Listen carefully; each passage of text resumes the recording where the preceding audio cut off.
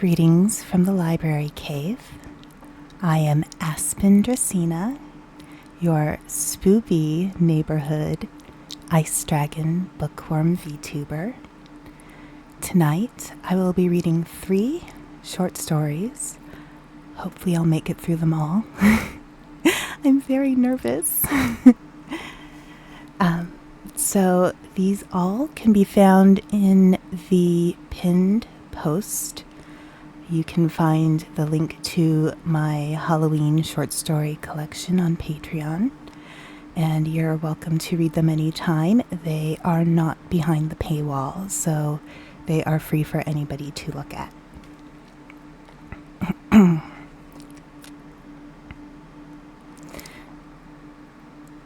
The first story is 4 minutes to 9. Knock, knock. The tall man stood on the porch as he listened to a slow scuffle and yelp of pain after a thump came from behind the door. His black Burberry trench was draped rakishly over his shoulders, covering an exquisite herringbone gray Brooks Brothers suit.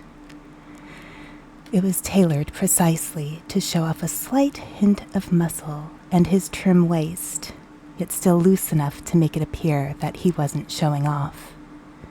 The only sign that he might not be as businesslike as he seemed was his long chestnut hair gathered in a ponytail at the nape of his neck. He looked like he belonged in a boardroom or behind a mahogany desk. He did not look like he belonged where he was now, a dinky little farmhouse with a barn in the middle of nowhere. He glanced around impatiently, then reached forward to knock once more. Before his knuckles could hit the wooden door, it opened. "Oh my," an elderly woman with gray hair held back in a tiny bun answered the door. She pulled a shawl that looked almost as old as she was, but just a tiny bit closer on her shoulders. It covered her slightly stained flower print blouse that was buttoned incorrectly. "What a handsome young man. How may I help you?" The tall man smiled pleasantly. "My car just broke down in front of your house, and my cell phone seems to have run out of power. Would you mind if I use your phone? My car may need to be towed." "Oh dear, you're in quite the pickle, aren't you?" The elderly woman gave him a warm smile. "Please, come in. Even if your phone had power, it probably wouldn't work well out here anyway. I have a rotary phone. Do you know how to use one?" "Believe it or not, I do," the man replied with a chuckle. "Aren't you a peach?" The woman stepped back and held the door open. "Won't you come in?" "Thank you," the man said, giving a slight bow with his head, hiding a sinister gleam in his eyes. He walked into the rather cramped hallway. Family photos lined walls, above small side tables covered with a variety of knickknacks and clumpy clay sculptures created by the hands of children. "My name is Esther," the woman said as she slowly closed the door behind him. "May I take your coat?" "Oh, my apologies, ma'am. My name is Matthias." He handed her his trench, which she hung on the coat rack near the door, and then he held out a hand for her to shake. She took his hand in a gentle shake, her papery hands warm in his cold grip. Such a polite young man. "Goodness, it must be cold out there. Your hands are like ice." Matthias took his hand back, careful not to jerk it away in disgust. "There is a bit of a chill in the air," he stated. "Well, let's get you warm then," Esther reassured him pleasantly. She turned and shuffled down the hall at a slow pace, seeming to favor one leg. Matthias glared at her back, irritated at her snail-like speed. He gave up hoping she'd move a little faster and focused on the many photos gracing the walls. The photos were fairly typical. A variety of vacation photos, groupings of family members around Christmas trees, a collection of school photos in chronological order, the photos becoming more colorful and bright as time wore on. He stopped before a black and white wedding photo. "Is this you?" He gazed at the dark-haired woman in the lacy wedding dress. Her plump lips smiled adoringly at the man next to her, pale eyes shining only for him. The tall man next to her held his arm around her shoulder, while his free hand grasped her elegantly tapered fingers in his own. Esther turned back. She came closer and squinted slightly at the photo, then reached into her pocket for a pair of glasses. Placing them on her nose, she looked again. "Ah, yes. That was me and my dear beloved Henry on our wedding day. I miss him so." Matthias looked at the mismatched, hunched-over, threadbare crone before him, and then back at the statuesque beauty in the photo. He refrained from smirking at the changes time had wrought on Esther, and replied politely, "You were quite the looker in your day." "Why, thank you, young man. My husband is quite the pip, too." She turned away and continued her plodding stroll down the hall. "The phone is in the kitchen, dear." "Yes, thank you," Matthias replied, following her again. They entered a well-lit country kitchen. The smell of homemade soup simmering on the stove added a bit of a homey touch to the already well-loved room. Esther gestured to the old, mustard-colored rotary phone on the counter. "Here you go, young man." She then hobbled over to her pot and began to stir. "Would you like some soup to warm you up? It has plenty of garlic. Nature's remedy." Matthias's nose wrinkled slightly in distaste. "No, thank you, ma'am. Just the phone." "Very well, then," Esther replied. She gave a final stir, then turned off the burner with slightly shaking hands and covered the pot with a lid. "I'll let you have your privacy." She tottered off through an archway into what looked to be a cozy sitting room. She put her hand on the arm of a sofa and carefully lowered her body to sit comfortably. She glanced around a bit absent-mindedly. With a quiet exclamation, she spotted a bundle of yarn, picked it up, and began working on a nearly completed scarf with her knitting needles. Once she was settled, Matthias turned to the phone. He mimed that he was taking an insurance card from his Louis Vuitton wallet, then reached out for the rather ugly phone in front of him. He unplugged it from the jack surreptitiously, with a smooth movement that was so quick, even someone with the best vision wouldn't have noticed. He placed his forefinger randomly in one of the holes on the dial and turned it several times, then pretended he was listening for an answer. Esther softly hummed as she continued to complete the red cable knit scarf, just quietly enough so she could hear what Matthias was saying on the phone. "Hello? Yes. I'm calling because my car broke down." Matthias paused. "Yes, I'm at..." "Wait a moment." He uncovered the phone receiver with his hand and raised his voice while looking over at Esther. "Apologies, ma'am. What's the address here?" "Oh, of course. It's 1458 Sleepy Lane," she replied, not skipping a beat as she continued knitting and purling to her heart's content. Matthias repeated the address into the phone and paused, then spoke. Excellent. How long will it take a tow truck to get here? Another pause. 2 hours? That long? He paused again. Yes. I'll wait. Thank you. He hung up the phone and walked into the sitting room. My apologies, ma'am, but it seems I have a 2-hour wait until a truck comes. Would you mind if I wait in here with you? Esther gave him another warm smile and patted the spot on the sofa next to her. Please do. I'd be grateful for the company.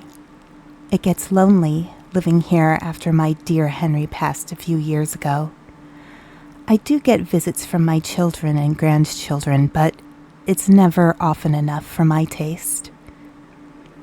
Matthias gingerly sat on the clean but warm-out sofa and watched as Esther's wrinkled hands continued working on the scarf. May I ask who you're making that for? Ah, yes. It's for my granddaughter, Chelsea. She's in college, and I thought I'd send her a little care package. Winter will start before you know it. She gazed fondly at the scarf and began moving her needles again. Besides, knitting is an excellent way to keep those joints from stiffening up. Indeed, Matthias replied, watching as Esther maneuvered the needles and the yarn into a work of art. She's partial to the color red? Ah, yes. It's a bit too flashy for me at this age, but it will complement her lovely dark hair and blue eyes. She looks much like I did when I was young. Matthias's eyes narrowed at the mention of age. Do you ever wonder what it would be like if you never had to age? If you stayed young, the beauty in that wedding photo preserved for all time? Oh, young man, don't get fresh with me. She laughed and gave him a weak, playful slap on his shoulder. You are much too young for an old crow like me. She finished up her knitting and set it aside, then bent forward to sift through her knitting basket. Well, what can I say? Beauties like you were are hard to come by. Matthias offered a smile that didn't quite reach his eyes and watched as she placed the needles in a case. I say that we should let the young keep the beauty. They need it while they're learning. The rest of us don't need it anymore as we age. Our beauty is on the inside, and many of us are quite inclined to pass both kinds of beauty down to our children and grandchildren, so they can become better people than we were. She rifled through the basket a little more and pulled out a skein of chunky pink yarn. Ah, now where did those go? Matthias frowned slightly in displeasure, then adjusted his face back into a smile as she sat back up. I swear, those other needles were around here somewhere, Esther mumbled as she searched around her seat. She then reached into the edge where her seat cushion met the arm of the couch and pulled out 2 enormous wooden knitting needles. Ah, there they are. You can't use this kind of yarn at all without larger needles. The smaller ones are useless. Matthias smirked. Why, grandmother, what big knitting needles you have. The better to knit with, my dear, Esther replied. They both laughed, and then Esther began knitting again with the new yarn. Again, Matthias became slightly mesmerized by the process of the needles moving the yarn, creating a new pattern. They sat in silence for a bit. The only sound in the room was the slight tapping of the needles hitting each other. I do think about it sometimes, Esther said suddenly. Matthias jumped slightly as her words broke the silence. He composed himself quickly. I'm sorry? Oh, about being young again. Not having to worry about breaking a hip. Not having to wake up feeling so stiff in the morning. Not having my bones ache before a rain. Esther almost threw the words away like they were nothing, yet there was a slight tone to her words that betrayed the weight of her age. What if I told you that I know a way to fix that? Matthias said in a silky tone. Are you a doctor? Can you reverse the effects of old age? Esther scoffed. I'll believe it when I see it. Besides, I live off of Social Security. I could hardly afford unnecessary medical procedures. It's not what you think. You wouldn't have to pay a cent, Matthias replied smoothly. It is a secret, though. Want me to tell you? Esther paused her knitting, her needles grasped firmly in each hand, and gave him a doubtful glance.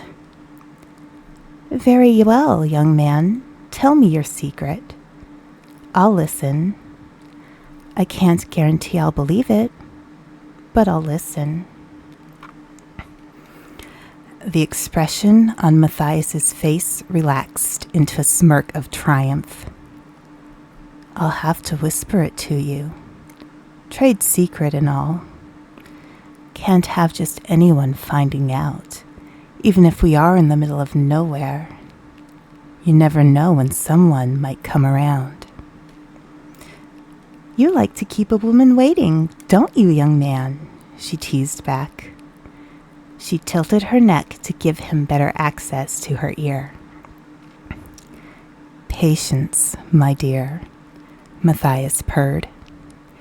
He leaned closer to her ear, his closed mouth smirk turning into a wide grin, elongated canines glinting in the lamplight. He angled his mouth to approach the thin skin that covered the blue veins of her neck, and then stopped.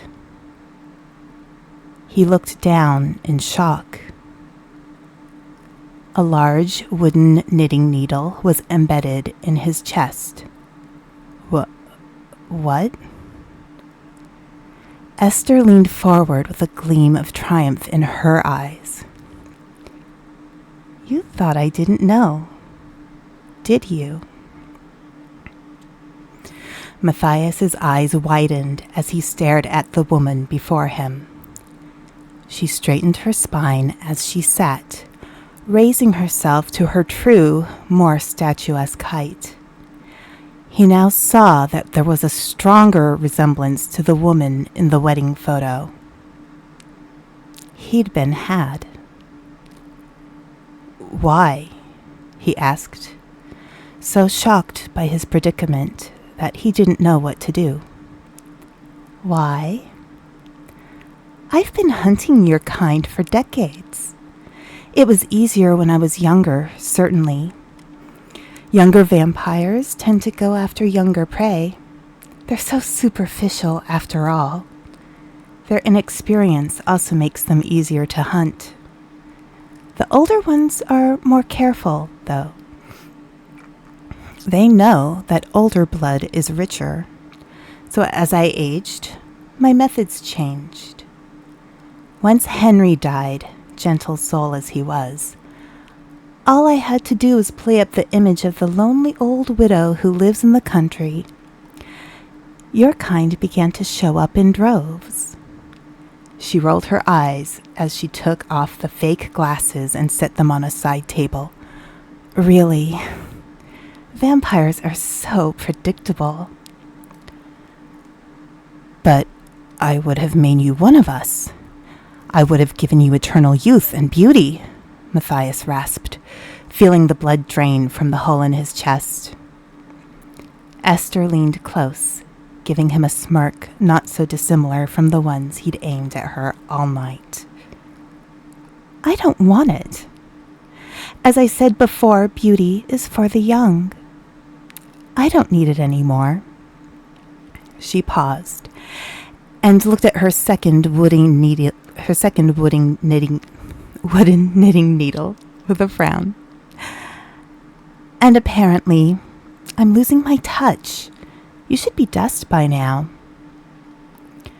She thrust up between his ribs with the second knitting needle, and he immediately began to crumble until he was nothing but dust and an empty suit on her carpet. She grabbed both needles from the floor and wiped them off on the rich fabric of his suit. She clicked her tongue. What a waste. She searched the pockets and pulled out Matthias's cell phone and car keys. On light feet, she strode back to the kitchen, opened a drawer below where the rotary phone was kept, and tossed the cell phone inside. She then closed the drawer and plugged the jack back into the ugly yellow phone. "They don't make them like they used to, do they?" she muttered as she gave the phone a friendly pat. She then reached into another drawer, pulled out her own cell phone, and then walked down the hallway to the front door.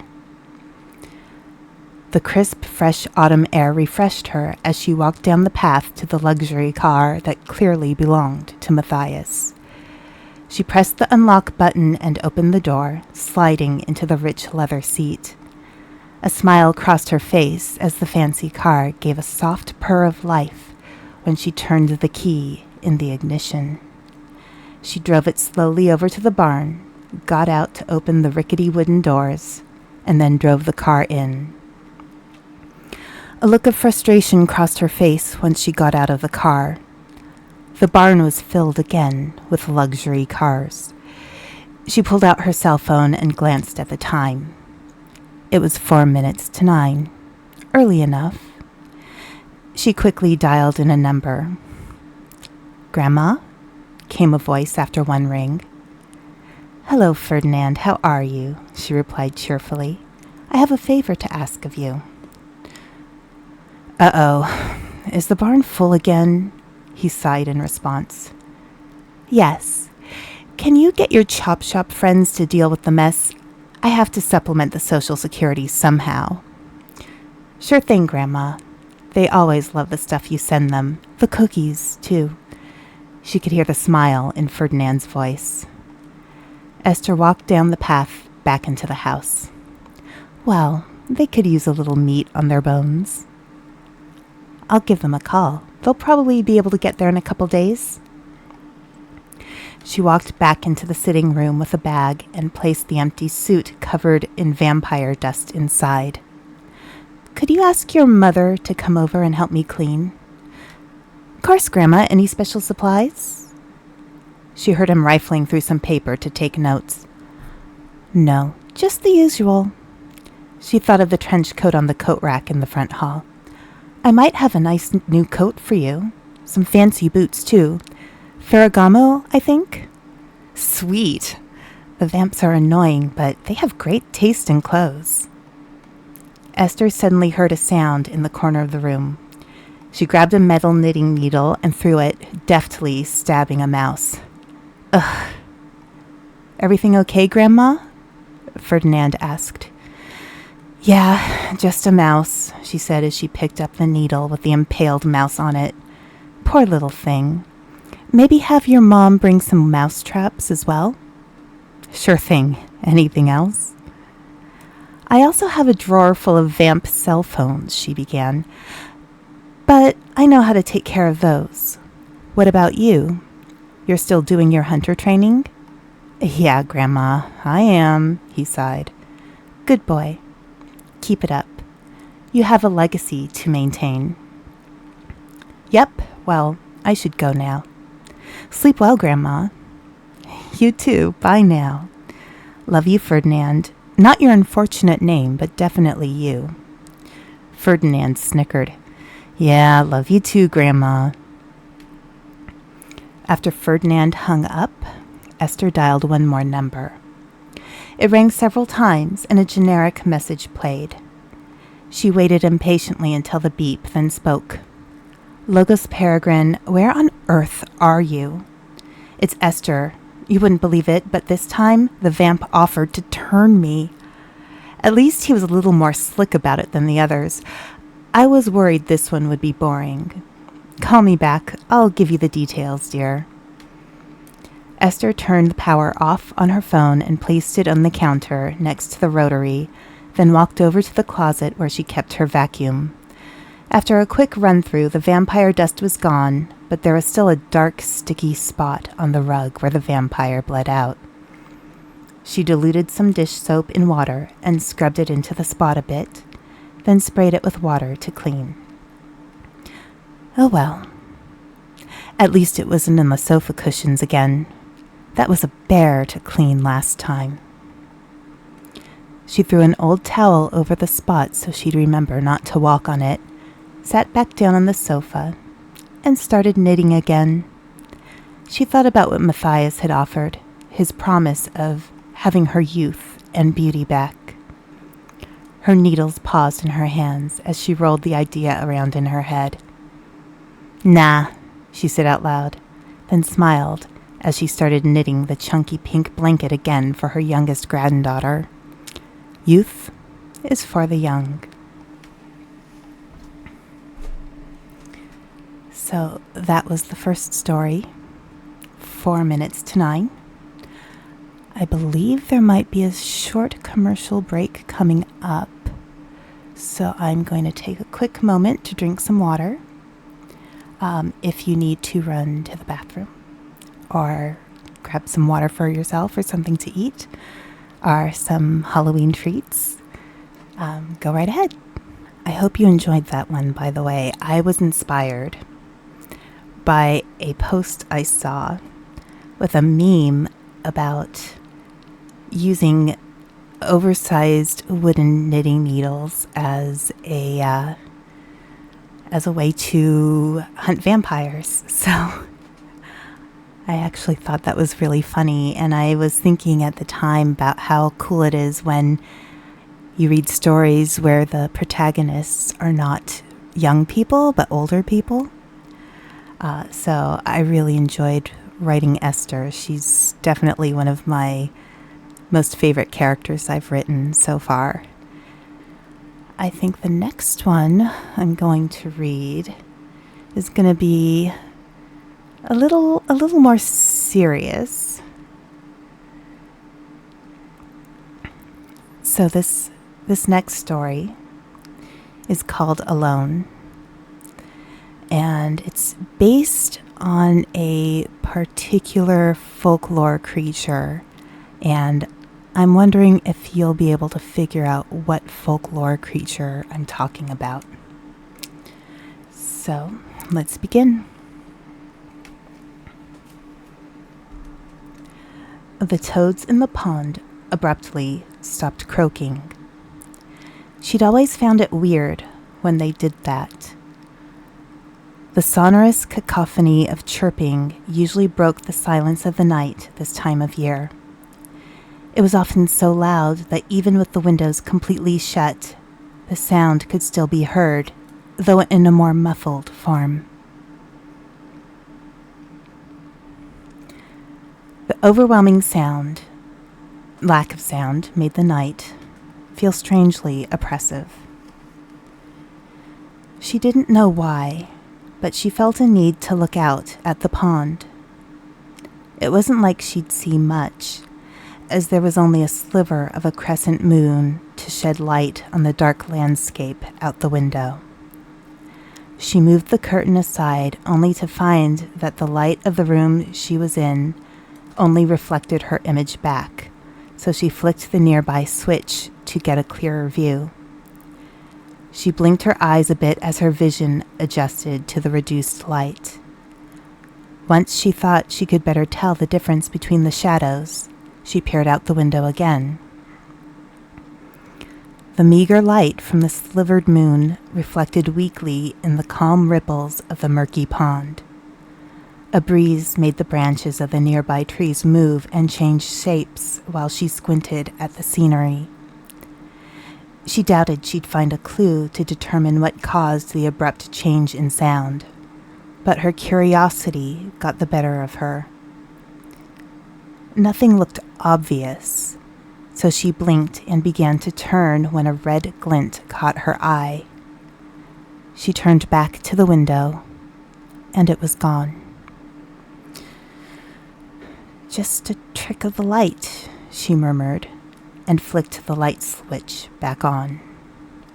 Just as she let the curtain drop closed, 2 red lights, like burning eyes, blinked a couple times, then disappeared into the pond. Just as suddenly as they vanished, the toads began croaking again. "New dog, Julia?" the postman asked as he handed her a package. "New dog?" She furrowed her brow in confusion. "No. Did you see a dog sniffing around the property, Lloyd?" The postman, Lloyd, took off his cap and ruffled his hair, then put his cap back on. "I thought I saw a black dog sniffing around the barn." "I'll check it out. I can call the sheriff if there are any problems. Thanks for letting me know." Julia glanced at the address label on the package, then set it on a table next to the door. "Have a good day." "You too," Lloyd replied. He turned and trotted down the porch steps. Julia watched him hop into his car and drive off, then grabbed a dog treat from the same table where she had put her package. Her dogs were out in the far field with the sheep today, so it made sense that they didn't notice a dog slinking near the barn. She walked down the steps and across the driveway to the barn. As she stepped closer, she slowed down and tried to approach softly. She crouched by the door and held out a treat. She couldn't see anything in the low light of the barn, but she decided the best way to lure an animal out was to be patient rather than aggressive. "Here, pup. Here's a snack. Come on out. I won't hurt you." She heard a slight rustling sound in the barn, but the dog didn't come out. With a sigh, she moved further into the barn, still crouching low so as not to startle the dog, or whatever it was. She had no idea it would be dangerous to her animals, so she didn't want to risk letting it go free. The best option would be to corner it in a stall and lock it in so it could be taken away before it was time to bring the animals in for the night. "Come on, friend. I'm not going to hurt you," she said softly as she moved closer to a shadowy area of the barn. The rustling sound seemed to have come from that direction. She crouched once more and held out the treat. The silence in the barn felt almost as oppressive as last night when the toads stopped chirping. The thought made her shiver for a moment, even though the temperature in the barn wasn't much cooler than the pleasant warmth outside. She realized that maybe it wasn't the best idea to go after a strange animal that could possibly be rabid. Just as she was about to get up and leave, a dark, furry head emerged from the shadows near a bale of hay.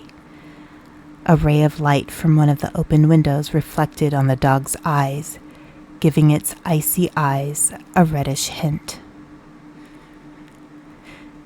Julia instantly regretted coming into the barn as the massive, shaggy head moved closer. Its large body was strong, lithe, and about the size of a pony.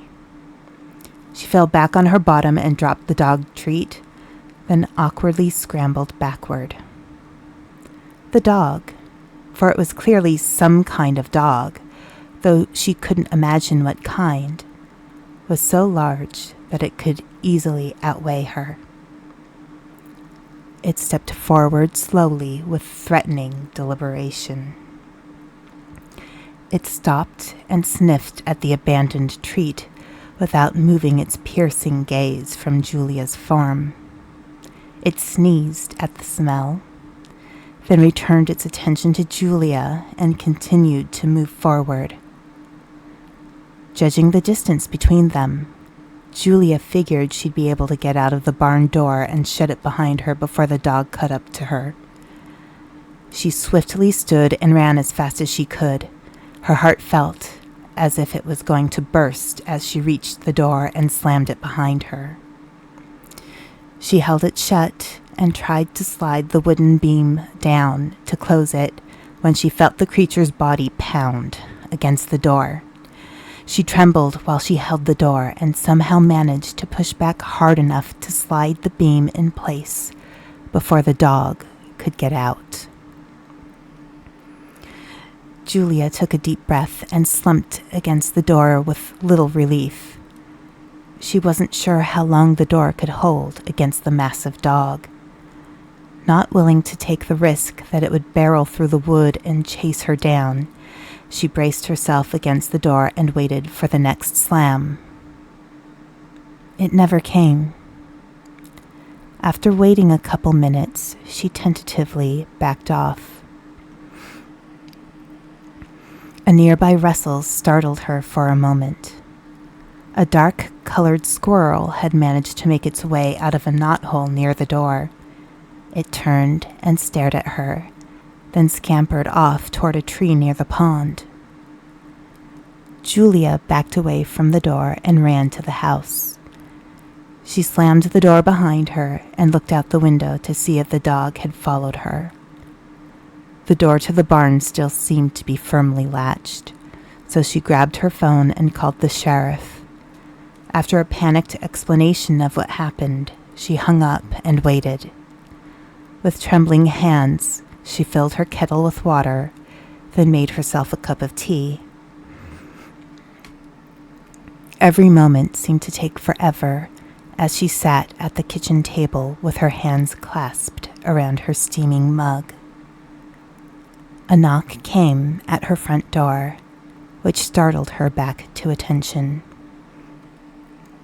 She looked at the clock and was surprised to find that it had been less than half an hour since she made the call. Rising on slightly wobbly feet, she walked to the front door and opened it. Hello, Sheriff Dale? Julia stuttered. Julia, Sheriff Dale said with a nod. Why don't I just check out your barn with Officer Colton and you wait here? Julia sighed in relief. Thank you. She stood at the door and watched as the two officers approached the barn. Colton positioned himself so that he could pull the trigger on his tranquilizer gun immediately should the dog burst out the door. He then nodded at Sheriff Dale, who reached out with one hand to lift the beam as she held her own tranquilizer gun at the ready. Julia closed her eyes as Sheriff Dale opened the barn door. It squeaked on its hinges, but other than that, there were no unusual sounds emerging from the structure. She opened her eyes and watched the sheriff and officer enter the barn. The anticipation was palpable as Julia sat down on the porch and waited. A crow flew out of a tree near the pond and landed next to her. It cawed, then tapped at a shiny bit of nail that was sticking up on the porch. Julia turned her attention to the crow. It stared at her with dark, beady eyes. Something about that strange stare seemed familiar, but she couldn't place it, so she focused once again on the barn. After a few more minutes, both officers stepped out with no dog in sight.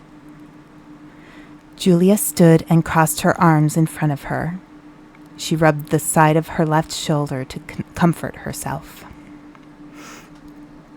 Sheriff Dale trotted over to her quickly to check in. Julia, we didn't see a sign of a dog, but if it shows up again, give us a call. Really? It was enormous. How could it have escaped? Julia was mystified. Had it hidden itself somewhere, or had she just been so startled by the experience that she just assumed it was larger than it really was? She wasn't someone who was typically afraid of animals. If anything, they tended to be drawn to her. But this one had an aura of menace that particularly disturbed her, and she wasn't sure why. Her expression must have looked like just the right combination of confused and vulnerable that the sheriff stepped forward. "Julia, it will be fine. Maybe you just didn't sleep well enough last night. Could you try taking a nap?" "Yeah, maybe." Julia gave a distracted reply while she moved her hand up to rub the back of her neck. "Well, if you see it again, give us a call. It's not a problem," Sheriff Dale said comfortingly. "Of course." Julia pulled herself together and gave the sheriff a smile. "Thank you for coming out." "You're welcome," Sheriff Dale responded. "Have a good day, okay?" "Bye," Julia said and gave her a nod. Julia sat back down on her porch and watched as the sheriff's car drove away. She took another sip of her now cold tea. A tiny tap caught her attention. When she turned to look, she spotted the crow again. "Strange that you didn't fly away." Julia checked her pocket and pulled out a silver gum wrapper. She placed it a couple feet away from her, shiny side up, then took another sip of her cold tea. The crow approached carefully, then tapped at the wrapper before picking it up in its beak and flew away. Julia slept fitfully that night, unnerved by her experience with the menacing dog. Somehow, though, at some point, she managed to get just enough sleep to dream. Sometime during the darkest hours after midnight, she dreamed of a figure who emerged out of the shadows in her room. She lay frozen in her bed as she watched the shadowy figure slowly approach. Once it was close enough to catch the light of her alarm clock, she could see that the seemingly misty shape was in fact solid. The light showed her a pale, angled face beneath long hair that was darker than the lightless depths of the ocean. The person looked at her with eyes the color of water, a silvery reflection of light that she was sure would change from silver to blues and greens, the way the ocean changes depending on the weather. A droplet of water fell from one of the wavy locks as if to punctuate her observation. "I've been so alone," the deep voice came from pale lips. "Come with me." The figure reached out to touch her cheek with a cold, clammy hand. Suddenly, she jerked awake. The sun shone cheerily on her face from the window near the bed. She immediately sat up and looked around, holding her hand over her rapidly beating heart. Nothing seemed unusual, and she took a few deep breaths to calm herself. "It's okay, Julia. Just a dream, and that's all," she soothed herself. There was really nothing about the dream that was all that frightening. Just a person standing there, wanting to be found. All the same, something about the figure felt wrong, like maybe that wasn't its true form. The more she tried to remember just what it was about it that felt so off, the more the figure seemed to fade away. Even the timbre of the deep voice seemed to evade her thoughts until, as with most dreams, the details became distant, hollow vagaries that were all too easily forgotten. Julia slapped herself on her cheeks with both hands to help clear her mind and reluctantly rose from her bed. She groaned when she looked at the time on the alarm clock and knew she wouldn't be able to catch a few more winks. The animals needed tending, and she was too unsettled to fall back asleep again. She yawned and stretched, then stepped in a wet spot on the floor. Her mind still fuzzy, she looked up at the ceiling and wondered if the roof had leaked during the night due to rain. Putting checking on the roof on her mental list of things to do later, she pulled off her pajamas, threw on a tank top, flannel shirt, and jeans, and went into the kitchen to make herself a large dose of caffeine with a side of breakfast. The rest of the morning was uneventful. She made sure the animals were watered and fed or happily grazing. There were no unexpected animals in the barn. She even began to laugh a little hysterically while taking stock of supplies in the barn and about how completely ordinary everything was. By the time lunch came around, she had begun to whistle cheerfully at how everything was going completely as it should. As she thought about it, it could have just been that the mysterious dog was a coyote or a wolf that managed to get in the barn and then escape out one of the upper windows. Maybe it was even something smaller than she had imagined, and the shadows in the barn merely made it seem bigger. Whatever it had been, there was simply no sign of it. She was even more reassured that her new farmhand was arriving tomorrow. If the dog or whatever it was showed up again, she wouldn't have to deal with it alone. She rolled the last remaining bits of tension out of her shoulders as she made her lunch. As she ate, she pulled out a notepad and began to plan out the division of chores so she could tend to the business side of her farm a little more attentively.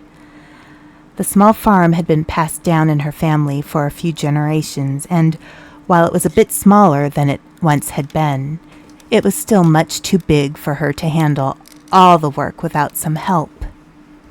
She had been working herself to the bone unnecessarily for a while, and was worried that at that pace she'd either collapse from exhaustion or the farm would go under and she'd have to sell it. A neighbor urged her to hire on some help for the season, and she'd finally given in. An ad was placed in the paper and posted at the local general store. Julia was surprised, though, at the initial lack of response. There were usually people who needed work in the area.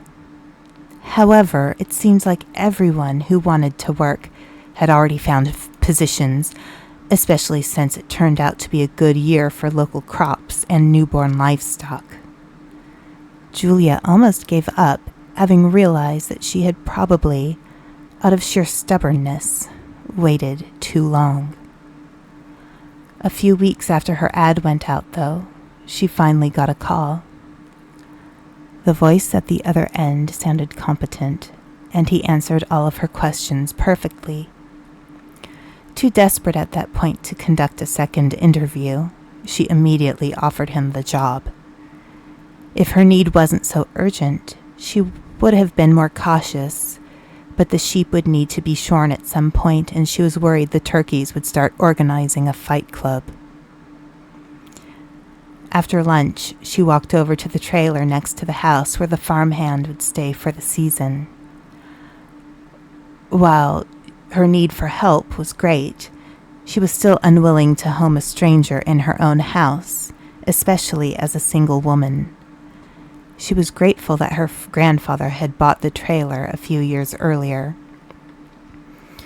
If the farmhand turned out to be trustworthy, she wouldn't even have to worry about locking her front door. It was hard to hold on to worry when she had a clear plan and everything was finally lining up perfectly. She sorted through the trailer to make sure there were plenty of towels, sheets, and other items for the farmhand to use. She even provided a few sets of coveralls with the farm logo on it, just to make things seem more professional. Once satisfied that everything was properly clean and ready for moving in, she exited the trailer and made sure the locks properly worked.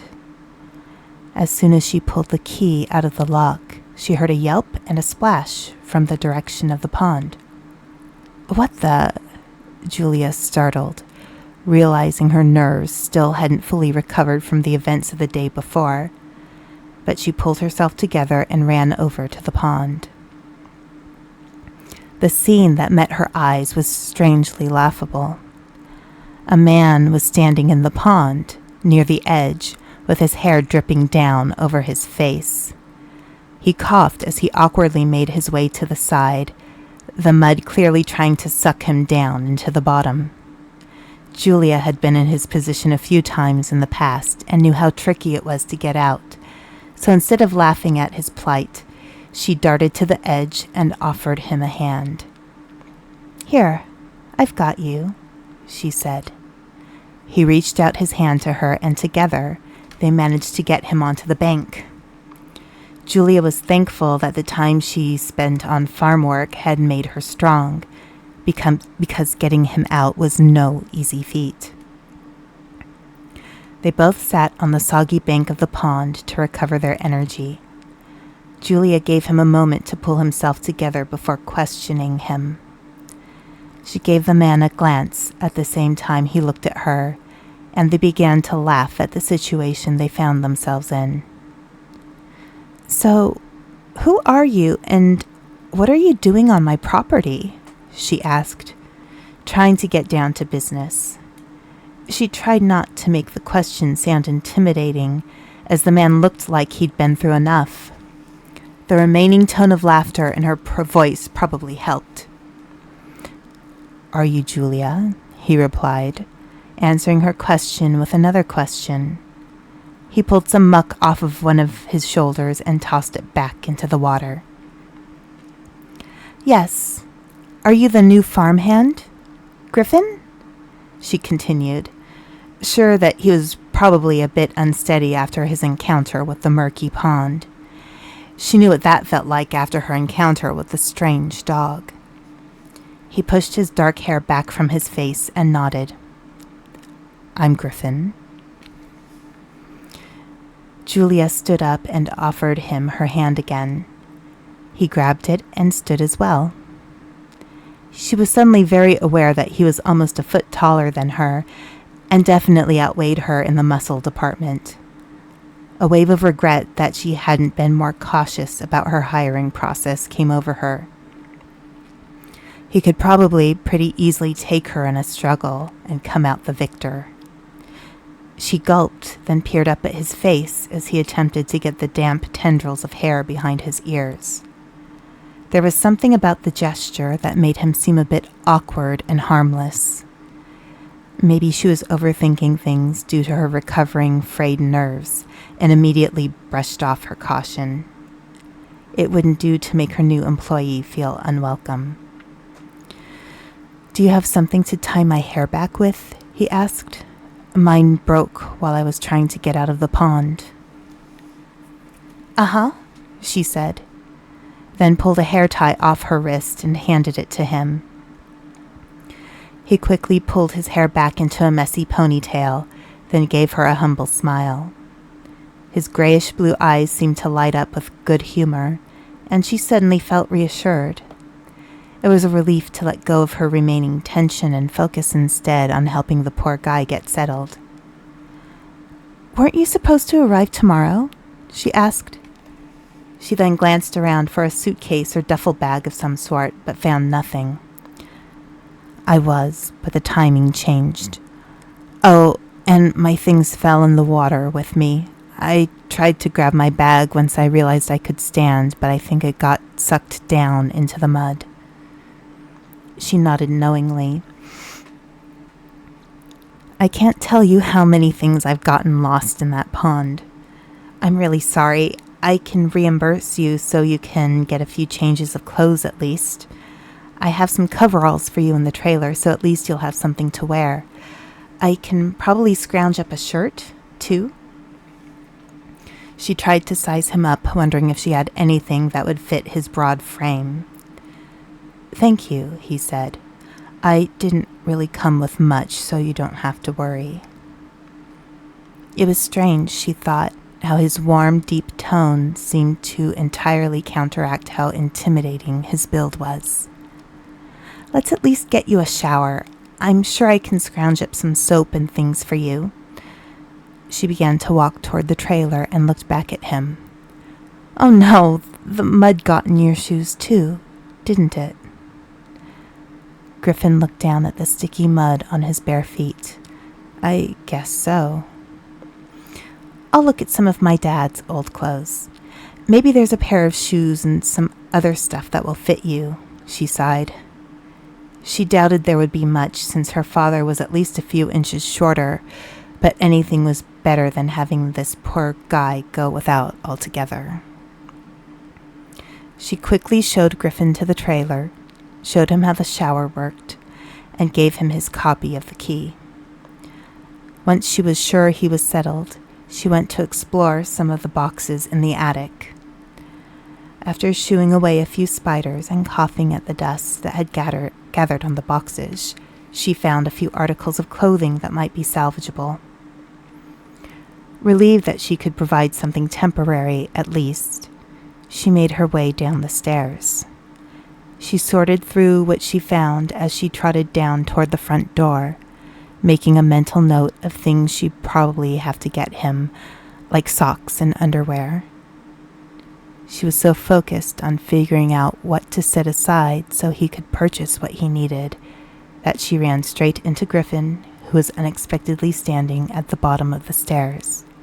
His now clean hair was combed back into a much more tidy ponytail, and she could more easily see his finely sculpted features.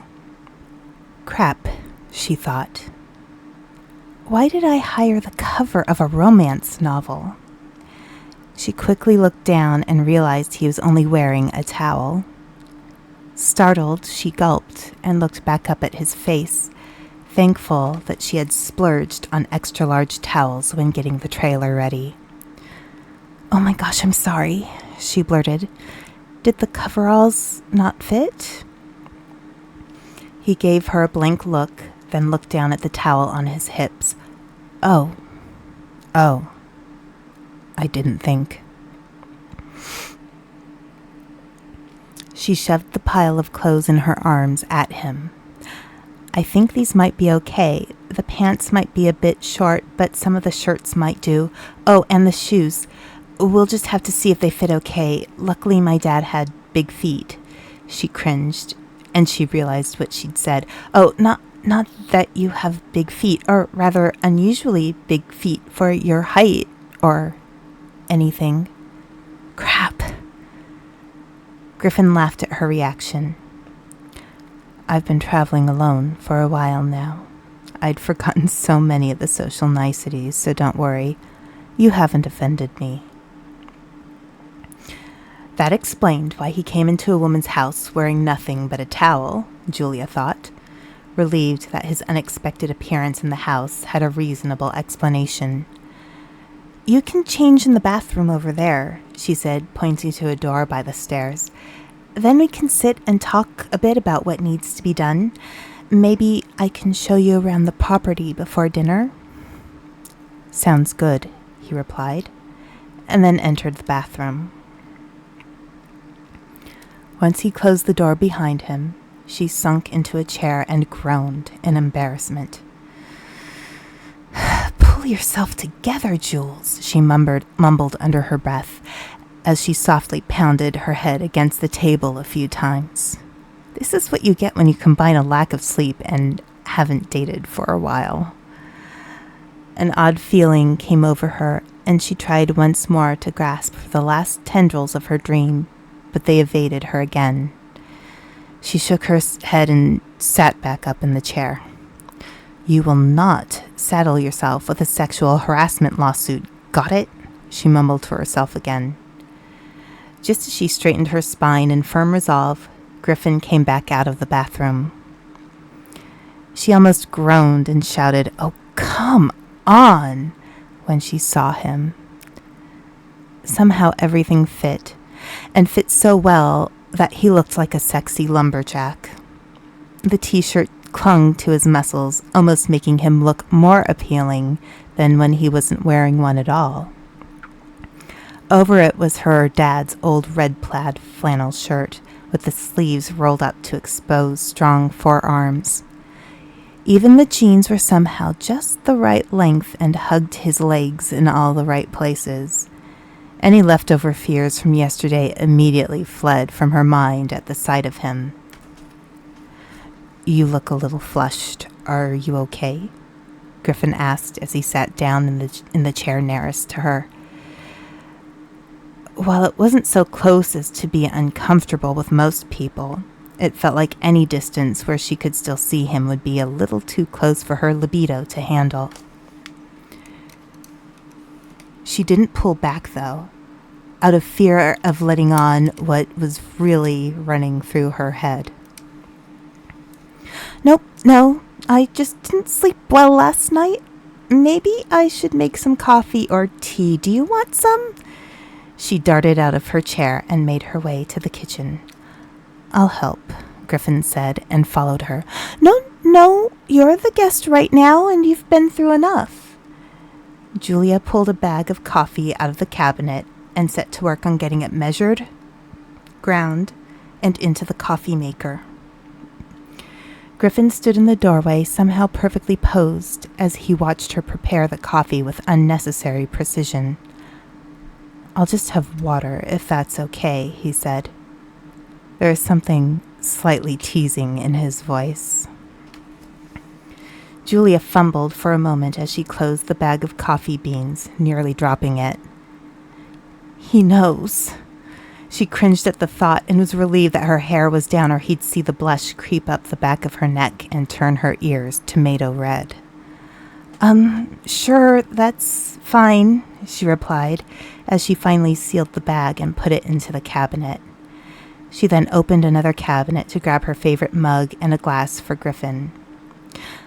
"The water on the tap is filtered, or if you want a bottle, there are a few in the fridge," she said, as she hurriedly handed him the glass before he could get a good glance at the entirely new shade of red her skin had adopted.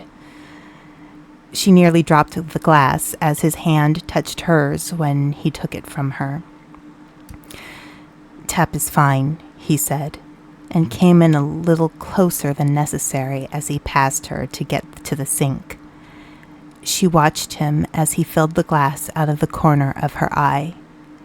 He glanced over once the glass was full, and she quickly turned her attention back to the coffee maker, hoping she could use the steam from the coffee as an excuse for her flushed complexion. You can go ahead and sit down," she suggested, the tone of her voice less confident than she meant it to be. "I'd rather watch you," Griffin said with a smile in his voice, and leaned back against the counter. Julia turned at his playful tone in shock.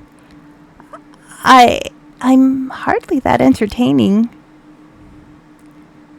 "Entertaining isn't what I was thinking," he replied. "It's just that it's been a while since I've been around people, and you seem interesting." "What were you doing that kept you so isolated?" Julia asked, trying to keep her mind off of how the way he was leaning back against the counter made his abdominal muscles more prominent under the white t-shirt. She once again turned her back to him to hide her expression. She wasn't sure she could trust herself not to drool.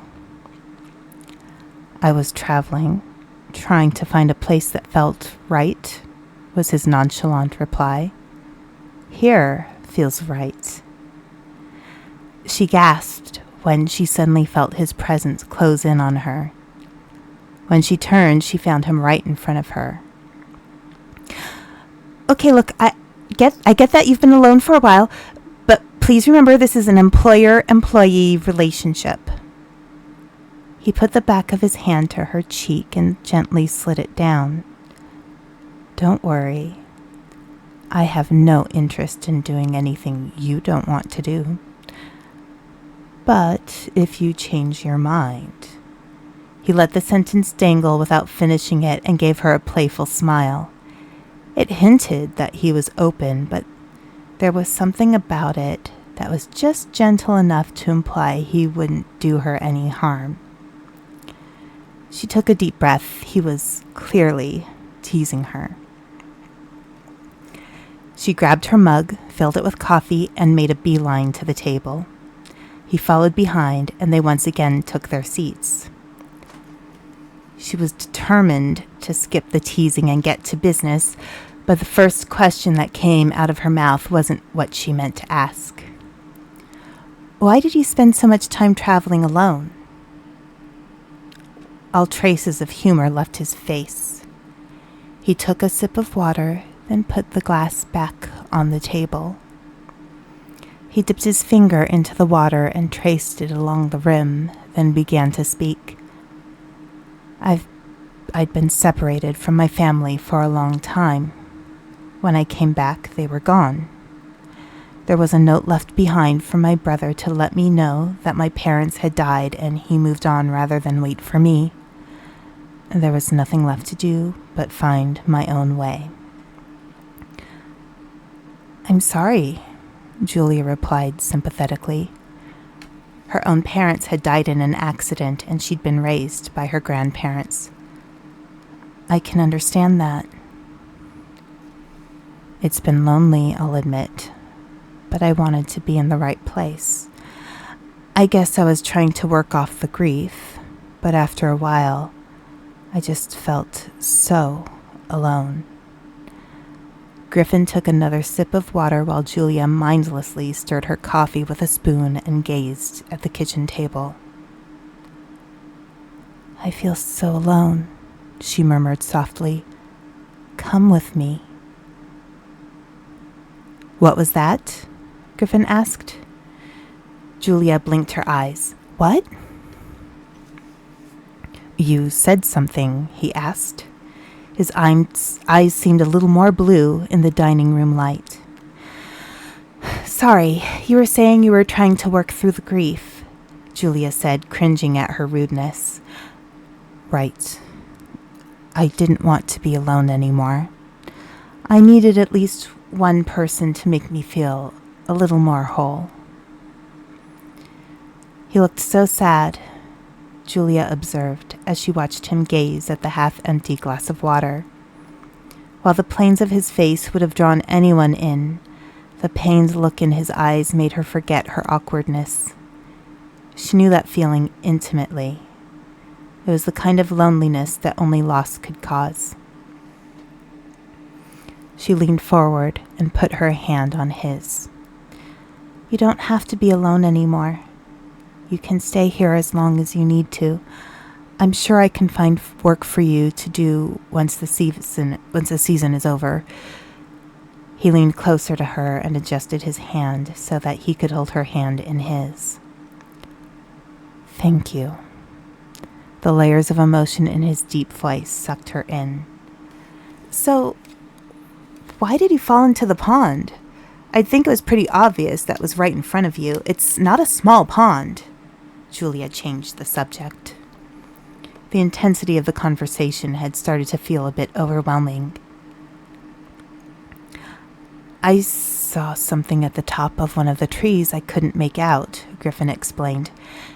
Maybe if you come with me, we can figure out what it is. A bird, maybe? Julia asked. No, there was something shiny, I think, Griffin said with a small frown. Julia smiled, the way his lips pouted as he thought was rather endearing. She thought about the silver gum wrapper she had given the crow yesterday. I think I know what it is, but I'm not sure we can get that down. It might not even be worth trying. Here, come with me. Griffin, who was still holding her hand, stood up. At the very least, I have to prove I'm not completely clumsy, or you might think I'm accident-prone and not worth employing. Julia laughed. Okay, if you have to. He pulled her up from her seat, and once more she felt that magnetic pull, as though no matter how close or how far he was from her, it still wouldn't be far enough for her to escape the strong attraction. Her heartbeat drummed a little faster in her chest, and she felt her cheeks warming up again. Griffin pulled her out the front door, and she followed willingly. Her feet continued forward on the familiar, well-worn path toward the pond as she looked up with her free hand shading her eyes from the sun. Griffin glanced back at her a few times with a strangely satisfied smile on his lips. "I don't think I see it," Julia said as they came close to the edge of the pond. "It's over that way," Griffin said with a general sweep toward the other side of the pond. He pulled her close. "If you let me hold you, you might see it better." Julia furrowed her brow as she tried to spot the shiny bit of whatever it was he had been talking about. Okay, I guess," she said. He wrapped his arms around her and held her close against him, raising her slightly. She looked around at the tops of the trees and couldn't spot anything. Maybe the sun's at the wrong angle now." She looked at his face up close and got a good look at his eyes. The mercurial irises were reflective, like water. A sudden rush of memory returned to her as the dream came back. Those same grayish-blue eyes from the dream were the ones she was gazing into now. The menacing feel of that strange figure in her dreams suddenly felt very real, and the instinct to free herself became primary in her thoughts. She realized that everything about him was carefully cultivated to either put her at ease or distract her from listening to her own more rational thoughts. "Griffin, let me go," Julia said, squirming in his strong arms. He showed no sign that her struggling caused him any difficulty at all. "I've been so alone," he said, his deep voice now shockingly familiar. "Come with me." "No," Julia whispered, fear preventing her from raising the volume of her voice. "No, please, no." It was clear that he now saw she realized things weren't as they seemed. "Too late." Griffin smirked triumphantly. His smirk grew into an almost feral grin, and his eyes gave off a red glow. Julia looked into his eyes. They had the same expression as the menacing dog from the day before. She finally let out a high-pitched whine, which was all she could accomplish as his arms crushed her to his chest, making it hard for her to draw enough breath for a proper scream. It accomplished nothing. There was nobody around to hear her. With her entwined effortlessly in his arms, he dove into the pond. A few air bubbles emerged on the surface of the water, and then everything went still. "Hello, ma'am?" A gangly young man in his early 20s knocked on the screen door. "You home, Miss Julia?" He walked into the house and looked around cautiously. He didn't feel comfortable inviting himself in, and he was worried about making a bad impression, but eerie silence seemed wrong. He walked through the house, carefully calling out Julia's name, but found nothing. "It's me, Griffin," he called out. "I'm here for the job." He stopped in the dining room and noticed a cup of coffee and a partially empty glass of water on the dining room table. He reached out to check the temperature of the mug and found it ice cold. An even stronger wave of worry came over him, and he looked around for a phone since his cell phone didn't have any bars. He spotted one and saw a list of important numbers tacked on the wall next to it. He quickly dialed a number. It rang once, and the person on the other end picked it up. "Hello?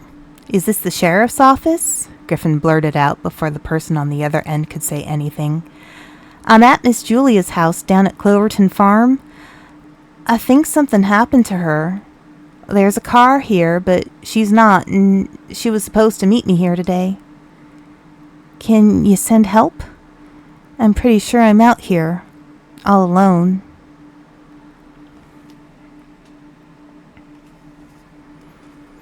So that's the end of the second story.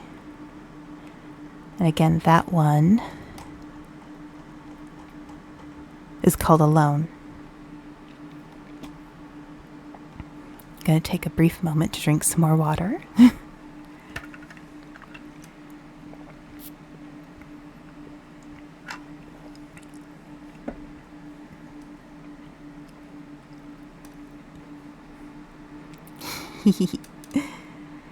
This final one is actually going to be more funny than scary.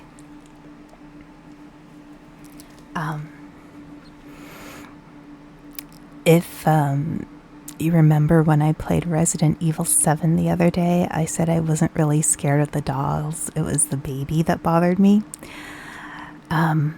This story might help you understand why the dolls aren't scary to me. All right, so the last story tonight is the care and feeding of your haunted doll.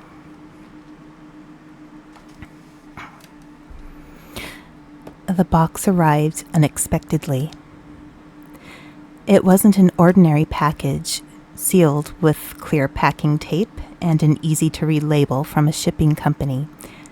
You know, like the kind of package you'd get when you'd order from this big box store or that online mega store.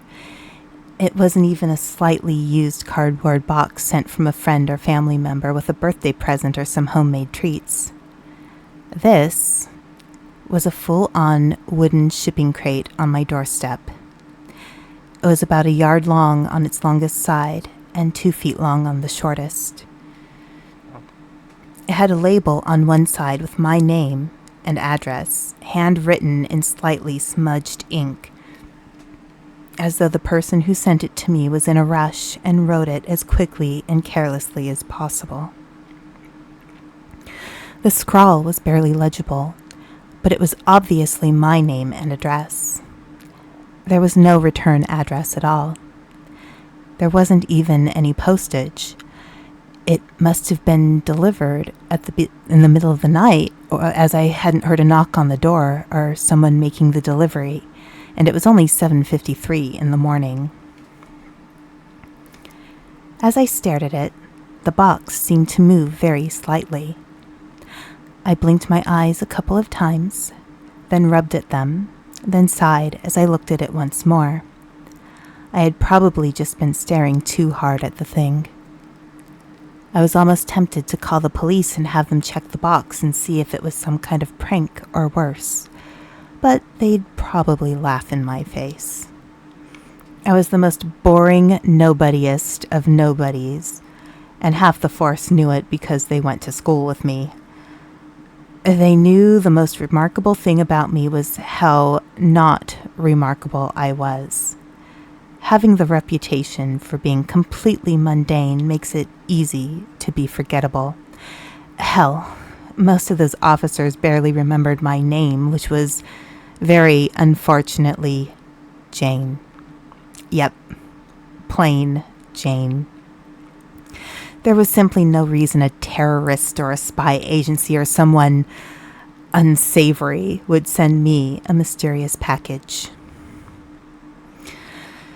Okay, I said and leaned down to pick up the crate. You win. I gave the box a gentle shake in case there was something worrisome inside. No strange smells or sounds came from the box other than the slight rustle of what must have been packing material. No explosions. That was good, I guessed. The box may have been made of wood, but it was reasonably lightweight. There couldn't have been anything dangerous like stolen weapons or bars of gold. I may have been pretty boring on the outside, but that didn't mean I was lacking in imagination. If anything, being so decidedly ordinary made it easy to wish I was something more interesting. My daydreams were the stuff of legends, And if I had told anyone, well, I'd probably be much more interesting to everyone else. I put the box on the floor in my living room and darted into the kitchen to grab a hammer from the junk drawer. Then I knelt on the floor in front of the wooden box and used the claw edge of the hammer to pry the slats of wood off. The nails made a slight creaking sound as I pulled, and once they were free, I carefully set each slat aside in a tiny pile, so I wouldn't step on one of the upright nails. The box was filled with raffia and gave off a pleasant, grassy, raw, woodsy type of smell. It was almost enough to set me more at ease, but not quite. There was an envelope sitting on top of that just simply said Jane. I picked it up and looked for any kind of return address. All there was that was of any interest was a wax seal. I examined the seal, which was so shallow that I couldn't determine what the symbol on the seal was. A coat of arms, maybe? I turned it to face the light to see it better.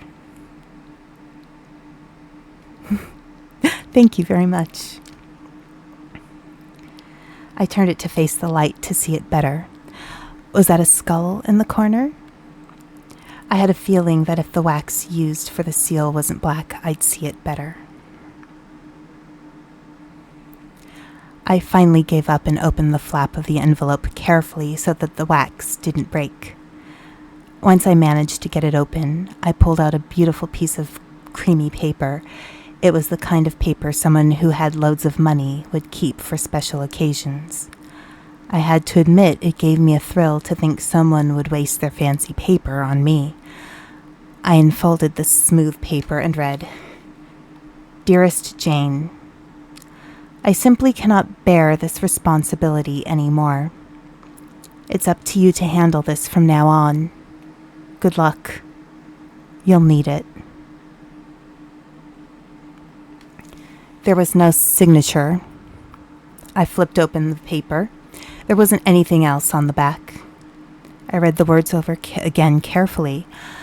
The handwriting wasn't familiar at all, and the first sentence was incredibly dramatic. Responsibility? What possible responsibility could there be? Unless the movement I thought I saw, then completely dismissed, was a sign that there was something alive in the box. I darted to the kitchen again and grabbed a pair of tongs. I wasn't going to risk putting my hands directly in the box if there was a potentially dangerous animal inside that might bite me. "It's okay, little one," I said. I tried to sound soothing as I cooed gently at the box, but I knew there was a tremor in my voice.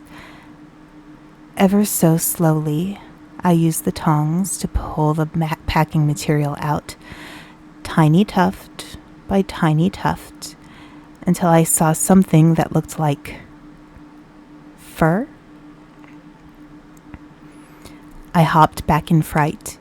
Even though I thought there was a possibility that there could be an animal inside, I didn't really expect it. What kind of monster would put a furry little animal in a box like that? I looked a little closer at the soft black mass and realized it wasn't fur. It was hair. Hair? I began to pull out bigger tufts until the rest of the shape revealed itself.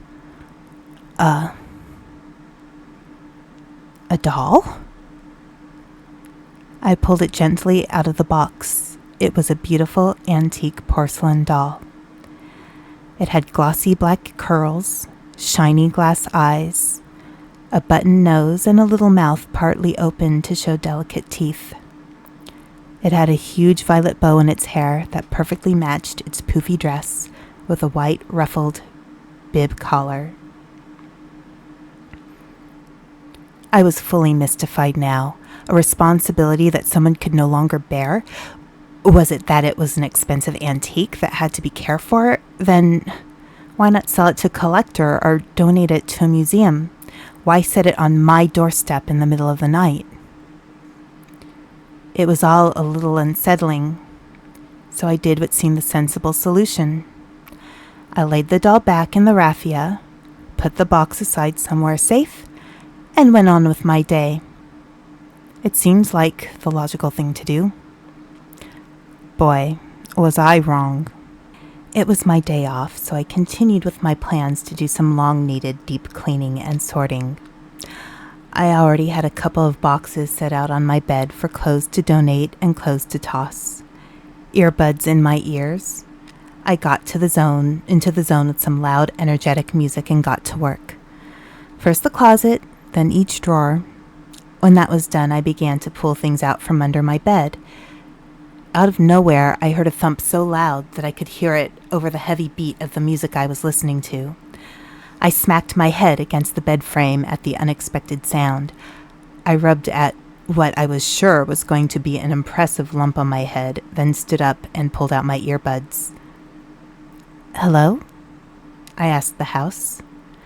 A house I knew was empty of everyone else but me. I heard the loud thump again. It sounded like it came from the living room. Did someone break in? I scrambled desperately for a weapon and ended up grabbing an empty poster tube. A weak weapon for sure, but it made me feel slightly better. Only slightly, though.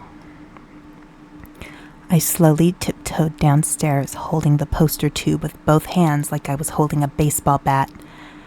As I did, I heard a third thump, followed by a staccato, high-pitched sound. It was almost like the sound of a child giggling. Maybe some kids were throwing stuff at the house again. I quickly switched from scared mode to irritation mode. Those neighborhood brats regularly made a habit of throwing balls at my windows until at least one broke. At this point, all of my windows had been replaced on that side of the house, fully paid for by apologetic parents. I had thought their little game had finally ended, but maybe that was too much to hope for. I threw the poster tube aside, marched straight through the kitchen into the living room, ready to yell at the children to stop or I'd call the cops, when I immediately stopped dead in my tracks. The sight that met my eyes was entirely unexpected. Every article of furniture in my living room had been flopped upside down and pushed to the sides of the room. Every chair, couch, lamp, table, and even the rugs were rolled up and pushed against the wall, so there was a huge bare spot in the middle of the room. Well, it wasn't entirely bare. In the center of the room sat the porcelain doll, perfectly arranged as if she were on display at a toy store, with her confection of violet overdress and petticoats spread out around her. That wasn't what frightened me, though. On the floor in front of her, piles of raffia from the box were arranged to spell out a few words. "Hello, Jane," I read out loud. "I'm Cordelia." The largest word was the most disturbing, though. "Die," it said. The words were capitalized, and a nail was used to make the dot at the bottom of the exclamation point. I heard another giggle. It was definitely a giggle, and it was definitely from somewhere in the room. "Oh, now you brats have done it," I exclaimed. I immediately started rummaging around the furniture to find where the kids must have been hiding. I'd probably been so distracted by the weird package that I forgot to lock the front door behind me, and the neighborhood children probably snuck in to play a prank on me in revenge for me telling their parents what they'd been doing to my windows. As I looked under an overturned couch, I heard the sound of movement behind me and turned quickly, hoping to catch sight of the culprit. "Aha!" I shouted, ready to catch a child or two and march the guilty party right over to their parents' house. Instead, I found the doll standing on her own, facing me instead of the direction of the kitchen, where she had been facing before I started looking under the furniture. I stared at the doll. It stared back at me. I took a step closer and heard a giggle again. This time I realized where the giggle had come from. My veins suddenly felt as though they were pumping ice water. Cordelia? The doll blinked.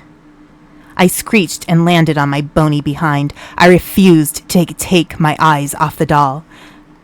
Realization dawned on me. Responsibility indeed. The mysterious person who left me the doll couldn't have, at the very least, left me with some instructions as well. I pulled my legs in, so I sat with them crossed in front of me. With my chin propped on my interlaced fingers, I considered the doll and sighed in irritation. What the hell was I going to do with a haunted doll? The doll continued to stare at me while standing completely and utterly still. I'd seen enough horror movies to have a clue about what I was dealing with. Well, shit, I said out loud. The doll thumped down on the floor as if she were a marionette whose strings had been cut, but somehow managed to fall into the same neatly arranged seated position she had been in earlier. There was no way I could leave her alone in the house. She'd probably do more damage, and I needed to go buy groceries. Okay, we're going to try something here. I need to go buy some food. You get to come with me. Maybe I'll even let you choose something for yourself. The feeling in the air changed slightly. It was like the volume on the menace dial had been turned down a notch, and the volume of the curiosity dial had been turned up to 11. The doll blinked at me again. Has nobody taken you out and offered to buy you anything? I asked. There was no answer, but I took no answer as being the correct answer. So I stood up and looked around the room, grimacing as I realized my back wouldn't be too happy about having to move all of the furniture back later. How about this? You put everything back where you found it while I get my purse and car keys, and we can buy some things to have a tea party when we come home. Again, the doll sat there. The same strange, curious feeling was in the air. So I left the question hanging and went back upstairs to get everything I needed for the trip to the store. When I came back down, most of the furniture in the living room was somewhat back where it had been before, and the doll was sitting neatly on the sofa. Not bad, I thought. Not great, but not bad. Okay, Cordelia, let's go shopping. I parked in the parking lot and unbuckled myself, then unbuckled the doll. I grabbed her and my purse and exited the car. Halfway between my car and the sliding entry doors, I realized what I was doing. I was a full-grown adult walking into a supermarket with a dolly in my arms. At first, a wave of fear and embarrassment came over me. This was going to be humiliating. It was going to draw a lot of unwanted attention, and I wasn't used to getting much, if any, attention from anyone at all. I was sorely tempted to throw the doll back in the car. But if she really was one of those scary, freaky horror movie dolls that would kill me when my back was turned if I did something she didn't like, then that would be a bad idea. Maybe a little attention wasn't a bad thing. Maybe the weirdness of the situation would help people actually remember my name. I looked down at Cordelia and smiled. You're going to make this hard on me, but let's make the best of this, okay? The doll blinked again. I grabbed a cart and put her in the child's seat, then rolled us into the store. As I made my way down the aisles, I could tell eyes were on me and my odd little companion. It could have been my imagination, but Cordelia seemed strangely smug to me. I pulled a few things off a shelf while trying to think of a strategy. I wasn't going to let this doll control my life, but I was willing to compromise a little if she'd behave. I had to have the upper hand, no matter what. I walked down the snack aisle and stopped in front of the cookies. I pulled a box of frosted animal crackers down off the shelf and held it in front of Cordelia. I didn't know if I'd get a response, so I whispered to her. "These okay?" I asked. Cordelia's head turned quickly to one side then the other. "No," I whispered. I put the animal crackers back. "I don't like those either." I pulled down a few other types of cookies, putting the ones that she nodded at in the cart. I heard a small child pass by asking his mother why a grown-up was talking to a doll but chose to ignore it. When I was done with the process, I looked down at the choices in the cart. I had to admit that the doll had good taste in cookies. We went down a few more aisles until we ended up in front of the tea selection.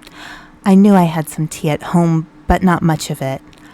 I continued the same process as I had done with the cookies. This time, though, the doll seemed to be extra picky.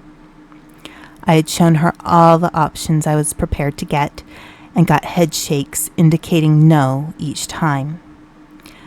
I was ready to move on when her little arm lifted in a jerky movement and pointed at something on the shelf.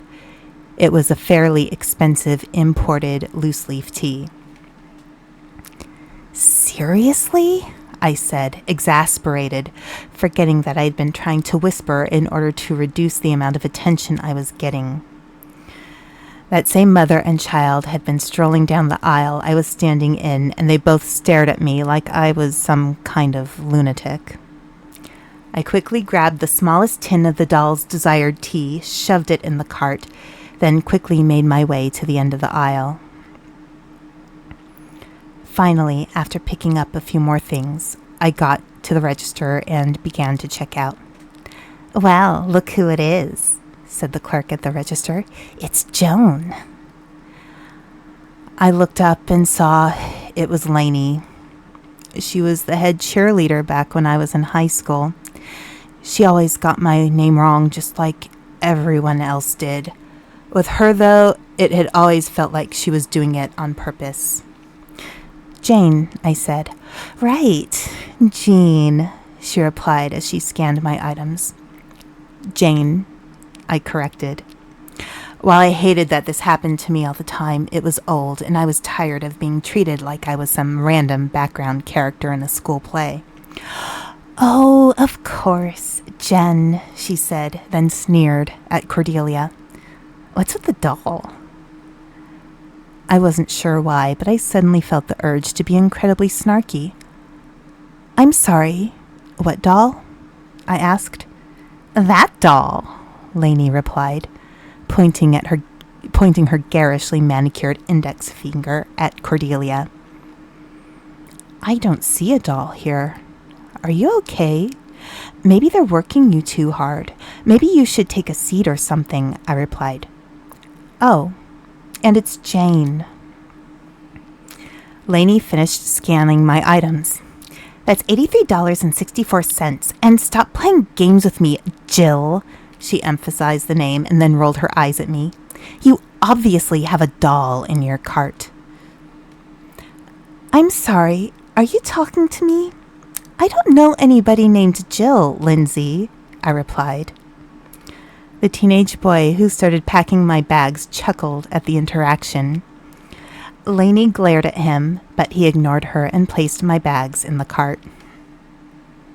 I swiped my debit card through the machine, punched in my PIN number, and took the receipt that Lainey held slightly out of my reach. "Why, thank you for your excellent customer service, Lily. Have a lovely day," I said, making sure I was looking directly in her eyes. At that moment, the shield covering the fluorescent lights above her aisle crashed down right next to her, nearly missing her shoulder. Lainey jumped and screeched, while I took the handle of the shopping cart and gave the bagger a smile. "Thanks." "No problem, ma'am," he smiled with a smirk. I had a feeling he'd understood what it was like to be the recipient of Lainey's less than pleasant interpersonal skills. As I strolled the cart out of the store, I looked down at Cordelia's face. It could have been my imagination, but her previously neutral expression seemed to have transformed into a slight smile. Once we got home, I put the groceries away and prepared our little tea party. Thankfully, I had put the old tea set I had inherited from my grandmother in a cabinet in the dining room instead of displaying it in the living room, where it would have been destroyed in the debacle this morning. The first thing I did, of course, was pull out several books, place them on one of the chairs at the dining room table, and sat Cordelia on top of it so she could watch me work in the kitchen. "I'll have tea ready for you soon, so I need you to be patient. If you do not stay in this spot or you do something destructive, I will not serve you tea. I won't reward bad behavior, understood?" I stared at the doll, and after a moment her head tilted to the side. I decided that was answer enough and hoped that it was at least the equivalent of a reluctant yes. "Okay, Cordelia, I'm putting the water on to boil," I began. I continued to narrate what I was doing as I hand-washed the tea service, arranged everything onto a tray, and then brought the tray to the table.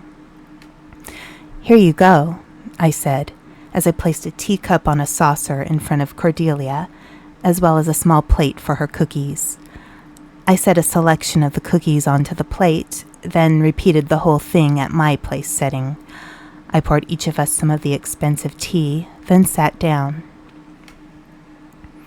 I chuckled for a moment, remembering when I was a little girl and my grandmother indulged me by letting me sip tea from the delicate porcelain cups, but only if I promised to be well behaved.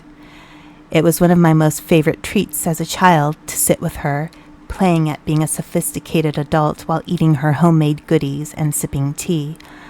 I had forgotten how much I'd like doing that. This time, though, I was the adult and Cordelia was the child. "Cordelia," I began after taking a sip, "I don't know how to deal with all of this. I should be terrified right now, but there's something about you that... I don't know. You probably have a reason for doing what you do. Maybe you're the spirit of someone whose life ended badly. Maybe you're just lonely. I can relate to that, but maybe we can find some kind of arrangement. If you follow certain rules, I'll look out for you. You'll be safe here. But if you can't follow those rules, we may have to make other arrangements." The doll sat there, expensive tea and cookies untouched. It felt like she was listening, though. There was a certain electrical charge to the air that felt almost solid. I was so distracted that I tipped my teacup on accident while reaching for it. "Oh no, I'll be right back," I said. I went into the kitchen to grab a towel. When I returned, I saw that there was less tea in Cordelia's cup and a tiny bite out of one of her cookies. "Huh," I said. I mopped up the tea I had spilled, trying to disguise the fact that my eyes were darting around, wondering if the doll managed to spill some of the tea or drop the cookie crumbs elsewhere. I ducked under the table to wipe at some non-existent spots of tea on the ground and saw no sign of any spilled liquid or crumbs around her chair. I stood up and brought the towel back to the kitchen.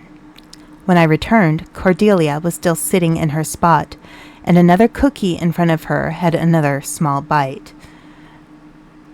"These cookies are pretty good," I said nervously. "Thanks for choosing them. The tea, too. I can tell it was expensive for a reason." I chuckled awkwardly, knowing I was babbling a bit.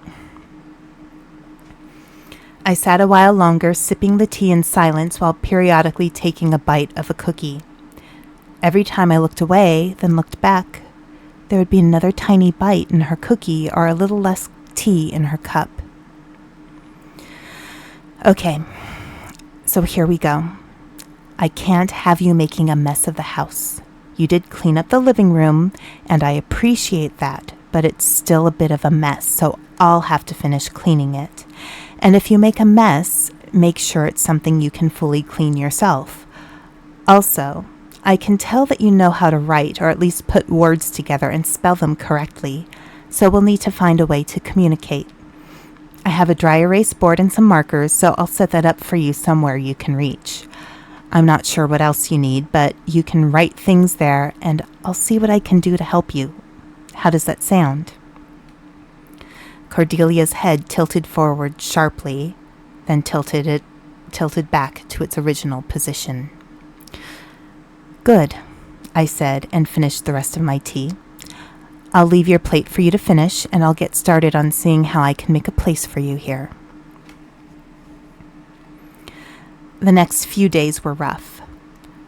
One morning I woke up with Cordelia's face mere inches from my own after the alarm went off.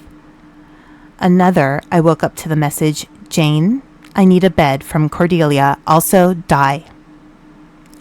She seemed partial to the red marker, but at least she used the dry erase board. She had begun moving in front of me more instead of mostly when my back was turned. One day I had to chase her around the house. She had taken a steak knife and killed a stray mouse, then waved it around in the air at the end of the knife while running. It was like caring for a mischievous child with some, murderous tendencies. Cordelia, you absolutely can't write on all the walls, I scolded one day after finding several walls in the house covered in dry erase scribbles. I sat her in an old high chair I found in the attic. I gave you a dry erase board, and you can have one wall. I turned and pointed. That wall. You can write and draw bloody murder all over it if you want. When it's filled up, I'll paint over it, and you can go at it again. Got it? The doll tilted her expressionless face to one side, then gave me 2 sharp nods.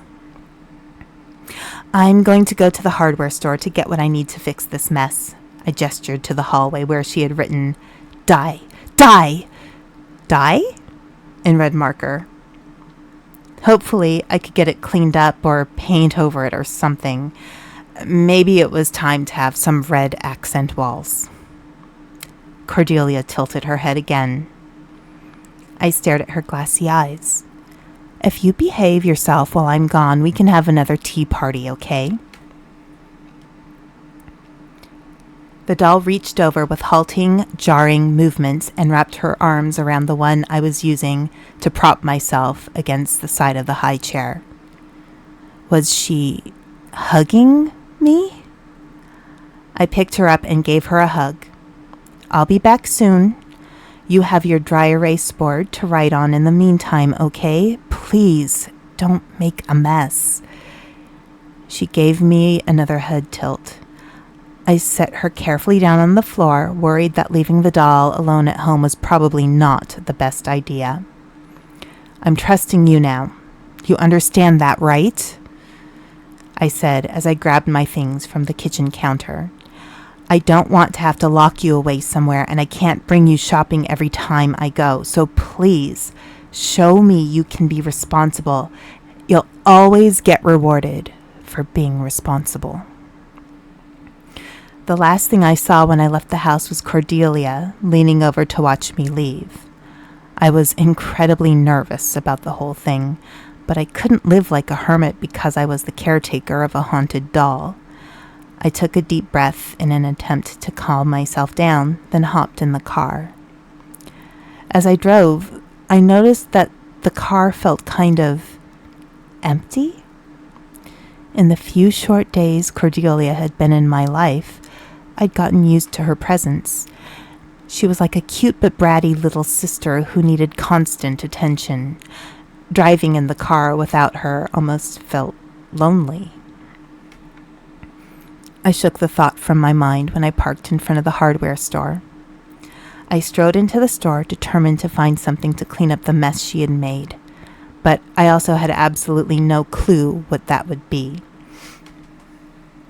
I walked down an aisle toward where the paint and wallpaper section was stationed and spotted an employee putting items on the shelf while chatting on his cell phone. "Excuse me?" I asked, as I ducked next to him to catch his eye. He gave me an exasperated glance once I caught his attention and returned to his phone call. I recognized his surly attitude immediately once I got a good look at his face. He was Lainey's ex-boyfriend, Ansel. Much like Lainey, he also wasn't exactly one of my favorite people in high school. I stepped back politely and waited for him to finish his call. "Can you help me now?" I asked after he pressed the end call button. He gave me an irritated look and dialed another number. "Hey, Troy, it's me," he laughed into the phone. "What's going on?" Usually, I would have just backed off quietly and found someone else to help me. But after what happened with Lainey at the supermarket and dealing with Cordelia for the past few days, I realized something about myself that I had never noticed before.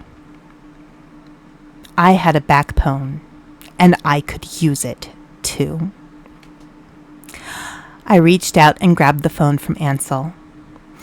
"Hello, Troy. Unfortunately, Ansel is at work and shouldn't be talking on the phone with friends when he needs to be helping customers."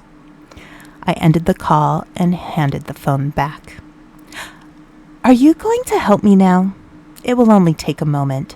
Then you can go back to having personal phone calls during your workday, okay? That way I won't have to report you to your boss for slacking off on the job." Ansel blinked a couple of times, then gave me a strange look. Yeah. Sure. Jane, right? It's Oh, wait. You said it right. I was a little surprised since most people got it wrong the first time no matter how long they'd known me. I need something to clean red dry erase marker off my walls, and if I have to, I'm willing to paint those walls as well. Red dry erase marker, huh? Ansel started scanning the shelves.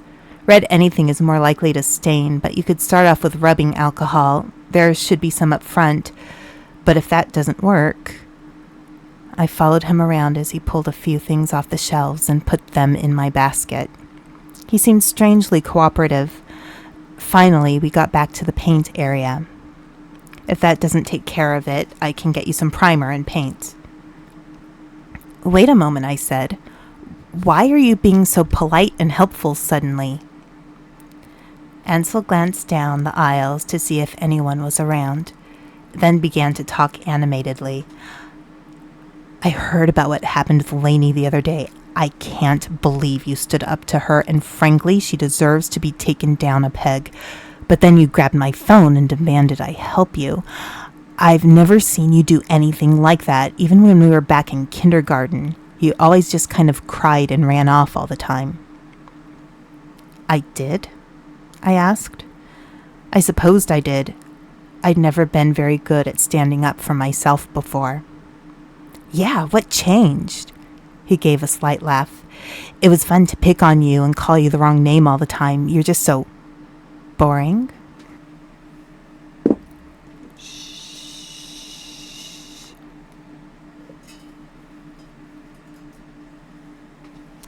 I actually have tea. I should have gotten cookies to eat with it.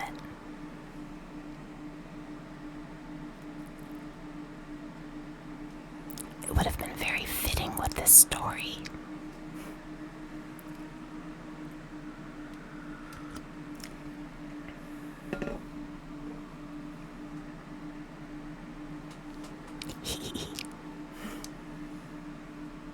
Oh, gee. Thanks, I replied in monotone.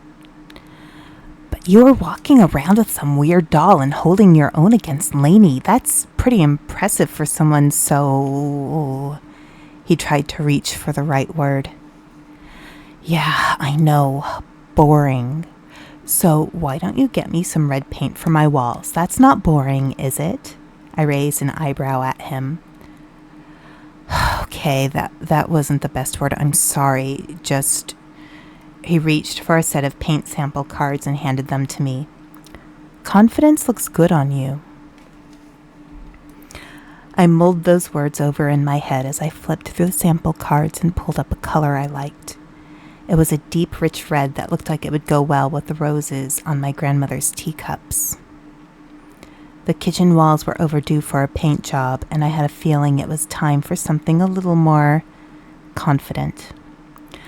I also got an extra gallon of the whitest looking shade so I could have some on hand when I had to repaint Cordelia's designated wall. Thanks, Ansel, and don't forget to call Troy back, I said as we walked over to the front counter with my items. Yeah, he said. He started ringing my items up, then paused for a moment. Is there really a doll? I nodded and shrugged. Yeah, somehow I got saddled with a haunted doll. It is what it is. Huh, he said. I could tell he was trying to weigh whether he could believe me or not. I really couldn't blame him. I barely believed it myself, and I was living it.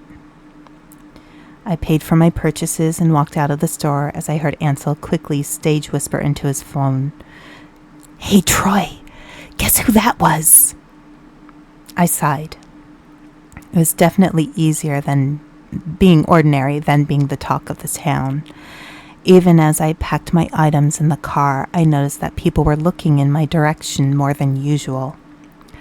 Gossip flows like wine in small towns, and now I was the source of the juiciest gossip since old Mr. Crawford ran off with Melinda, who was young enough to be his granddaughter. As I drove, I considered the trade-offs of the whole situation. My life was more interesting, for sure. Having to put my foot down with Cordelia all the time was teaching me to stand up for myself in a way I never had before. Having tea time and conversations with the doll brought back memories of happy times when I was a child.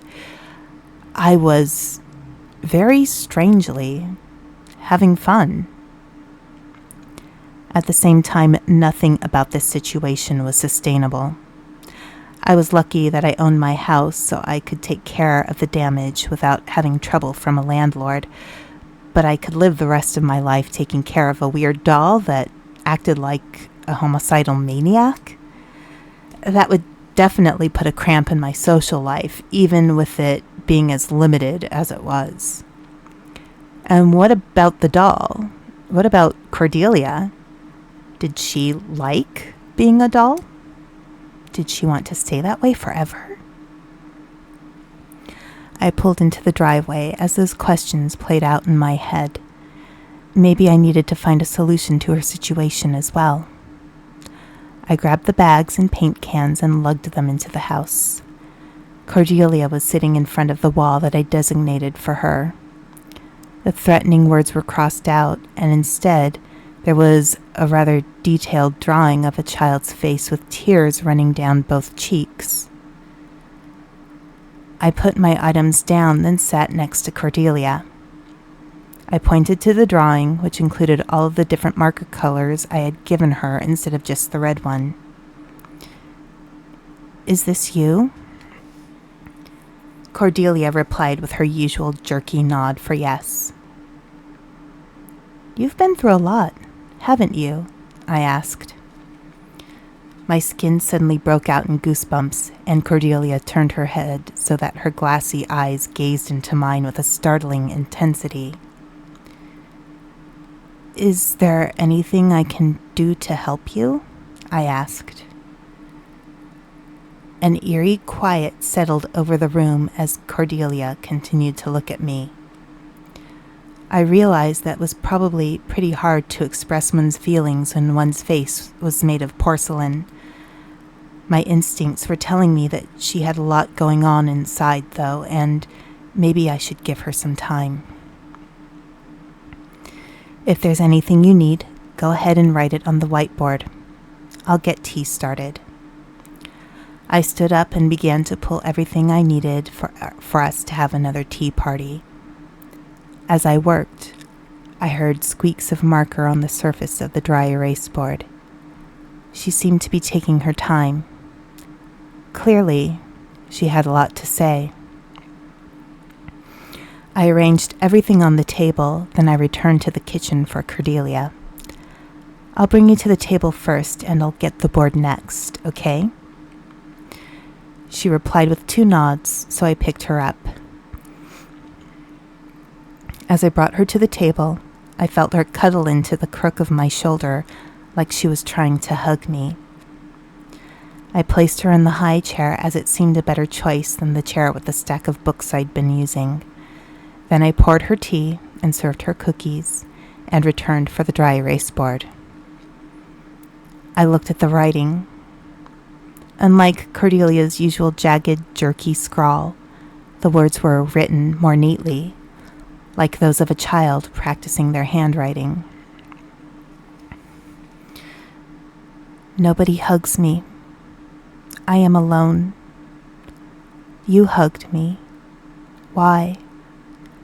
I'm scared of what I am. Everyone is scared of me. You're not scared. Why? I don't want to be this anymore. I looked over at the image of the crying child on the wall and back at the words I had just read. A tear dropped to the dry erase board, smearing one of the Y's a little bit. It wasn't until I saw that when I realized the tear had come from me. I stood up and stared blearily at the board in one hand while holding my other hand over my mouth, trying to prevent myself from sobbing. I had to take a deep breath before putting the board on the table and sitting down in my seat. My voice had a slight creak to it when I spoke. I hugged you because you seemed like you needed it. I paused a moment to gather my thoughts, then continued. I'm a little scared of you, to be honest, but I don't know. If I find this a strange situation, it's probably just as strange to you, right? Maybe you're acting out because you're scared too? Cordelia gave me a nod. It was less creaky and more firm this time. Are you scared? I asked. Another nod. Do you really want to kill people or want me to die? She shook her head no. Then it hit me. Maybe she hadn't really been telling me to die after all. Do you want to die? Yes, a voice came. It was whispery, a childlike sound that gave me chills. I stared down at my teacup and watched the steam curl as it rose, lingered in the air, then dissipated. I wasn't sure what happened after death, and clearly, since haunted dolls weren't exactly a common thing, we don't all become one after we die, after all. But what an awful fate to be stuck inside an inanimate object while the world continues on. Even worse for people to be scared of you while you are stuck. No wonder Cordelia acted out the way she did. I wish I knew how to help you move on, I said quietly. As I stared at my tea, I heard the squeak of marker on dry erase board once more, then the crunchy sound of a bite of a ginger snap. I looked over at the whiteboard and read the words she wrote out loud. I don't know either, but thank you. I don't feel so lonely anymore. I couldn't hold it back anymore. I sobbed into my tea. I'd been feeling lonely too, and for far too long. I'd spent my whole life being forgotten and left behind. While my situation was different from hers, I was sure the feelings were the same. I took a deep breath and sipped my now tepid tea.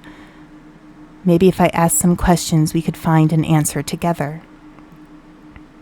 How old were you when you died? I asked. Tap, tap, tap, tap, tap, tap, tap, tap, I heard. 8? I asked, as I glanced over to Cordelia, whose porcelain arm was stretched out on the plastic tray of the high chair. Cordelia gave one of her jerky nods. Ouch, that's rough. Look, I may not know how to help you move on, but I promise you that I'll look out for you until we figure it out. I wiped off the now full dry erase board and placed it next to Cordelia. She immediately picked up her marker with both of her tiny doll hands and wrote, "Thank you." I gave her a sad smile. "You're welcome." I took another sip of tea and watched as she scribbled something else on the board. "I love you," she wrote. I almost began to cry again, but I held it back as I choked out the words she probably had needed to hear for so long. "I love you too." It wasn't until I said the words out loud that I realized that even though I'd only known her for a short time and initially thought of her as burdensome, I actually did mean it. The air suddenly became incredibly still, and I watched as the marker fell from Cordelia's hands and she slumped in her chair. "Cordelia?" I asked. Her little porcelain body stayed slumped. I dashed out of my chair and grabbed the doll. "Cordelia!" I shouted as I held the doll to my chest. I could tell immediately that something had changed. It felt different to hold a doll that had no soul. She, now it, was both lighter and heavier in my arms. I began to sob once more, but stopped suddenly when I felt something cold touch my arm. I looked down next to me and saw a somewhat transparent shape through my tears. I wiped my eyes with my sleeve and looked again.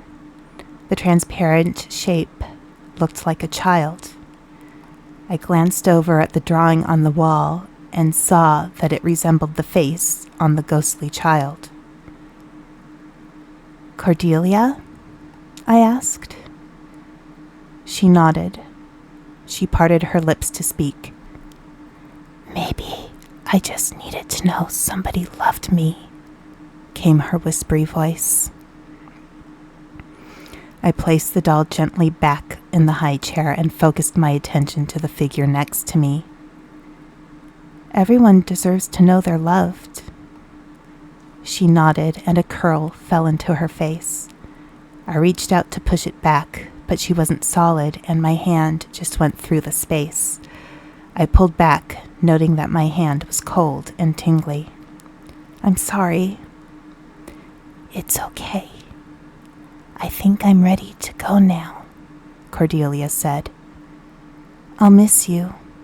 I'll keep the doll safe too," I offered. Cordelia smiled as her form started to disintegrate. "Thank you. Goodbye." I watched as her form wisped away until there was nothing left, much like the steam from my cup of tea. My heart ached. A little part of me wanted her to stay. But the bigger part, probably the better part, knew it would have been unkind to keep her here. In a little less than a week, this little soul changed me for the better. It took a few days until I was ready to clean the walls and paint them. I left the drawing Cordelia made on the wall in the hopes that I could somehow find a way to preserve and frame it. I just needed that reminder that she had really been there. I even brought the doll into town to get a custom display box for her. The truly weird thing, though, was everyone I talked to, everyone I saw when I was carrying what was left of Cordelia, called me by my name. I was memorable. People noticed me. And people treated me like I mattered, even if I was the crazy doll lady now. That's the end. So I'm so glad for everyone who came and spent some time with me tonight. I don't live in an area where I get a lot of trick-or-treaters, so I have to be a little more inventive when it comes to Halloween. So this was really fun, even though I was terrified of telling my stories. And it just meant a lot to have you guys here. And if you want to read any of these stories, I do have the link to my Patreon available. And again, these stories are free. They're not behind the paywall. It's just sometimes I like to write things to share with people just because it feels good to have stories to tell and share them with people. So you're always welcome to go check those out. I think at this point there's 7 stories, and I did post a brand new one tonight for my Halloween short stories, and I'm hoping that someday I can probably put them all together in an anthology. So we'll see if that happens. But yeah, thank you so much for being here. I will be streaming tomorrow. I decided I am going to torture myself with grief and play To the Moon tomorrow. So if you feel like having a little cry with me as I play a game that I've heard is very emotional, you're very welcome to join. If not, that's fine. But anyway, I hope you guys have a wonderful rest of your Halloween. I intend to enjoy it. And please take care of yourselves and have a good night. Bye. Oh, and I will be rating someone. I'll figure that out as I play the ending screen. Thank you. Bye.